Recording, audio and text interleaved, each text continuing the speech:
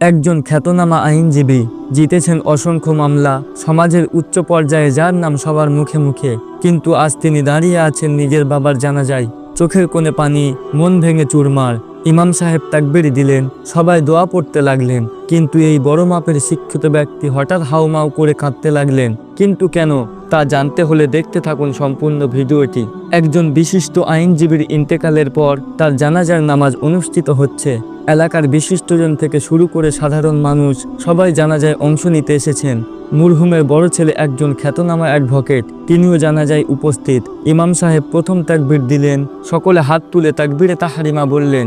দ্বিতীয় তাকবীর দেয়া হলো, জানাজার দোয়ার অংশগুলো পড়তে লাগলেন সবাই। কিন্তু তৃতীয় তাকবীরের সময় হঠাৎ অ্যাডভোকেট জোরে চিৎকার দিয়ে হাউমাউ করে কেঁদে উঠলেন। সকলের চোখ তার দিকে ঘুরে গেল। জানাজা শেষে ইমাম সাহেব তাকে সান্ত্বনা দিতে লাগলেন। দুনিয়া ক্ষণস্থায়ী, সবাইকে একদিন চলে যেতে হবে।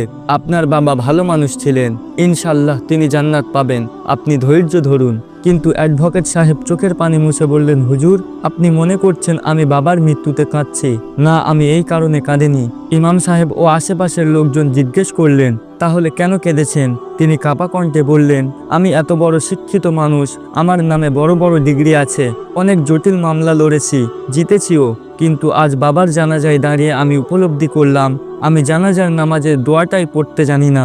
আমার বাবার জন্য অন্তত শেষবারের মতো এই দোয়াটুকু করার যোগ্যতা আমার নেই। এই কষ্টে আমি হাউমাউ করে কেঁদে উঠেছি।